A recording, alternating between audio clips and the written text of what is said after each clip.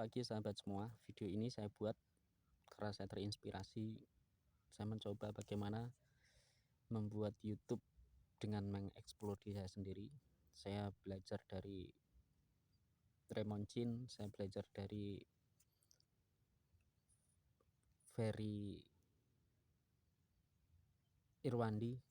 Semoga saya ini bisa berhasil ya, karena saya sudah melakukan banyak hal.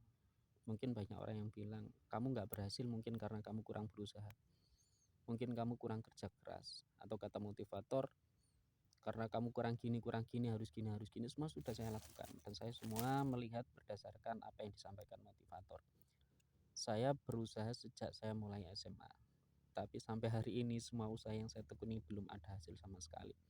Maka saya kadang bingung, sebenarnya konsep kerja keras yang berimbas pada hasil sukses itu benar apa enggak sih, atau semua berjalan berdasarkan takdir? Karena saya sudah melakukan pekerjaan atau dibilang usaha itu sejak kecil. Contoh saja yang paling kecil, ketika saya SMA kelas 3 saya mencoba jualan pulsa. Apa yang terjadi ketika saat itu saya jualan pulsa, justru setoran saya ke tempat saya mengambil deposit itu selalu kurang. Karena di situ ada beberapa risiko, dengan modal yang seminim mungkin ternyata dampaknya luar biasa kegagalan itu. Contoh saja, dulu ketika saya ngisi pulsa, misalkan ada orang beli 50.000, saya kasih 50.000 dengan modal saldo 100.000, otomatis kan sudah 50% terbuang. Tapi apa yang terjadi ketika itu sudah saya isi, ternyata orang yang beli pulsa komplain kepada saya, "Loh, ini pulsanya tidak pernah masuk." Nah, dengan bukti ini sudah saya tunjukkan tapi orangnya tidak mau bayar. Akhirnya apa? Dengan modal cuma 100.000 modal saya habis. Satu kali transaksi kegagalan 50.000, maka hilang modal saya 50%, tinggal 50.000. 50.000 itu saya coba jual lagi dengan keuntungan 500 sampai 1.000 per transaksi. Tapi tidak nutut dengan setoran yang saya sampaikan, yang saya berikan kepada pemberi deposit itu masih rugi, saya harus tambah 50.000, dan saya bertahan sampai beberapa kali deposit, ternyata bukannya uang saya tambah tapi tambah hilang. Dan di saat itu ketika uang sudah hilang, maka apa yang terjadi? Hutang. Saya bond dulu dengan deposit. Nah, ketika sudah pakai bond itu dan kejadian sama lagi dengan keuntungan yang minim tidak bisa menutupi kekurangan sebelumnya, maka akhirnya hutang-hutang itu bertambah. Maka inilah yang perlu kita pelajari, yang perlu saya sampaikan kepada teman-teman. Saya juga kadang bingung. Kadang orang yang punya konsep udahlah kita usaha tanpa modal bisa. Mereka nggak pernah merasakan hal yang sama. Karena tidak semua usaha itu mulus. Iya kalau ada yang beli, kalau tidak. Resikonya kalau tidak ada yang beli, maka kita harus modalnya hutang, tidak bisa mengembalikan hutang yang sudah jalan. Atau misalkan gini, kita ambil dari orang yang kita ambil barangnya, kita jual, ternyata yang kita jual hasilnya tidak menutupi untuk memberikan setoran kepada orang yang kita ambil barangnya. Apa yang terjadi itu akan menumpuk dan akan membuat kita semakin terpuruk. Maka banyak teman-teman saya juga bilang, yang sama senasib dengan saya, yang perjalanan dari nol, bagaimana beliau memulai usaha dengan tanpa modal, bukannya dia tambah hasil tapi tambah semakin dalam hutang. Makanya konsep seperti konsep privilege ini jangan-jangan benar ya, karena saya ini berusaha untuk memulai usaha, tapi latar belakang saya tidak ada yang memiliki usaha. Dari keluarga saya, mulai dari kakek nenek, tidak ada yang sebagai pedagang. Tapi saya mencoba untuk mementahkan mitos itu dengan mencoba memulai usaha. Usaha yang kedua saya adalah jualan buah dengan modal 2 juta. Saya berangkat ke pasar buah untuk mengambil buah.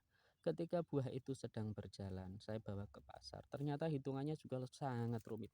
Tidak semudah itu membuka usahanya. Contoh saja, dari jeruk satu peti yang saya beli 50 kg, per kilo 5.000. Itu ternyata kalau barang itu tidak habis sehari, ada penyusutan beban sekitar 5 kg. Berarti saya harus menanggung rugi 25.000 per peti. Itu kalau saya menghabiskan 1 hari. Tapi kalau sampai 2 hari, 3 hari, maka saya harus menghitung kelipatannya, yaitu penyusutan beban atau penyusutan barang timbangan. Akhirnya apa? Jika tidak sesuai dengan target market yang kita jual, akhirnya apa? Kita akan menanggung kerugian yang sangat besar juga.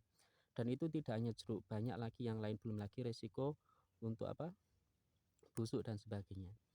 Terus usaha yang ketiga saya adalah fotokopi. Fotokopi ini juga ribet juga ya.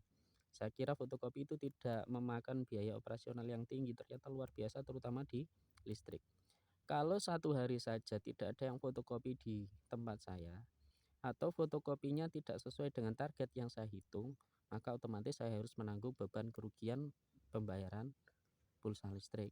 Karena apa? Fotokopi itu tidak boleh dimatikan. Posisi fotokopi itu harus selalu standby. Kalau dia tidak standby, maka nanti hasilnya tidak maksimal. Dan ketika nanti tidak ada yang beli atau tidak fotokopi di tempat saya, akhirnya apa? Akhirnya saya harus menanggung beban operasional biaya listrik. Dan itu kalau terjadi sehari dua hari tidak apa-apa. Kalau sampai 1 bulan bertahan, itu sangat sulit. Sedangkan sudah semaksimal mungkin saya lakukan untuk promosi dan sebagainya. Tapi hasilnya apa? Tetap saja nihil. Terus kemudian usaha yang selanjutnya adalah servis dan jual beli HP. Servis HP ini memang dibilang lumayan lah, saya mampu bertahan sampai hari ini juga dari servis HP. Tapi untuk konsumen tidak ada setiap hari.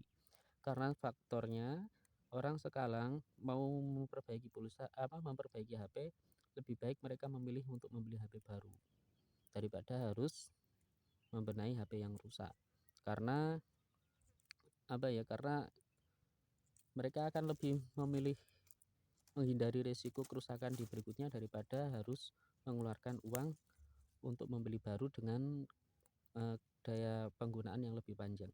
Makanya servis HP ini meskipun sampai hari ini tidak bisa ramai, ini yang bisa saya gunakan untuk bertahan sampai hari ini. Terus kemudian usaha selanjutnya adalah obat tani. Nah, ini yang repot ini.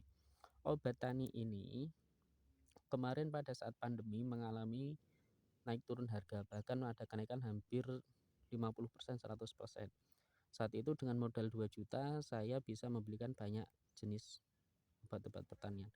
Tapi apa yang terjadi ketika ada Covid kemarin, harganya naik dengan modal terbatas hanya 2 juta. Dulu 2 juta dapat 10 jenis obat, tapi sekarang ketika sudah mengalami kenaikan hanya dapat 5 jenis obat dan akhirnya apa? Toko saya sepi. Jadi keuntungan hanya untuk bisa menambeli biaya kulakan dengan penambahan modal. Sedangkan saya hanya berusaha bagaimana saya memanfaatkan modal saya yang sedikit itu. Dan akhirnya apa? Sampai hari ini pun itu belum bisa terjadi. Maka kesimpulannya, kalau ada motivator mengatakan bahwa kita harus berusaha semaksimal mungkin dengan konsep ini, konsep ini, konsep itu, konsep itu. Kalau memang itu tidak waktunya hoki, ya tetap saja tidak bisa hoki, tidak bisa untung. Jadi faktor nasib juga berpengaruh, faktor usaha juga berpengaruh, hoki juga berpengaruh. Tidak melulu harus berusaha. Kalau kita berusaha semaksimal mungkin, kalau hoki itu tidak ada, justru itu sakit untuk kita. Kita menanggung beban kerugian dan kita menanggung kelelahan yang luar biasa. Belum lagi keluarga yang hidup bersama kita, bagaimana perasaan mereka yang harus kita penuhi kebutuhannya. Kadang juga saya juga berpikir jangan-jangan semua ini juga ada faktor privilege keturunan, karena seperti yang kita lihat rata-rata pengusaha-pengusaha sukses itu mereka dari atas-atasnya paling tidak juga pengusaha meskipun dari kecil. Jadi konsep berusaha, terus konsep hoki, konsep takdir, konsep sebagainya mereka sudah tinggal mengikuti. Sedangkan kita kalau yang basicnya memang dari nol tidak di bidang usaha, sangat sulit untuk memulai itu. Sangat-sangat sulit apapun itu meskipun kita punya modal. Karena apa? Paling tidak orang kalau nggak punya skill atau di keluarganya itu tidak ada yang punya usaha, kok dia pegang uang itu justru habis untuk sesuatu yang tidak berguna karena pemanfaatan keuangan mereka tidak bisa. Terus selanjutnya faktor privilege, rata-rata yang kita lihat sampai hari ini, kalau kakek neneknya pejabat biasanya sampai cucu-cucunya pejabat. Paling mudah saja lah kepala desa itu yang saat ini jadi, dulu-dulunya pasti kakeknya atau apanya adalah kepala desa. Maka kesimpulannya, selain kamu berusaha, kamu juga lihat faktor hoki kamu, terus kemudian lihat dulu privilege kamu, layak nggak kamu untuk bekerja di bidang ini. Kalau memang tidak layak dan itu memang tidak sesuai dengan apa yang sudah digariskan sama orang tua atau privilege, ya kamu ikuti saja privilege kamu, jangan memaksakan kehendak. Repot nanti yang menanggung kamu sendiri, dan bebannya satu kali kesalahan yang kamu lakukan hari ini belum tentu kamu bisa menyelesaikan 10 sampai 20 tahun yang akan datang. karena satu kali kesalahan itu sangat-sangat mahal untuk mengembalikan, untuk menebus kesalahan itu. Maka tetap semangat bekerja, tapi lihat situasi, lihat hoki, jangan lupa berdoa. Salam sehat.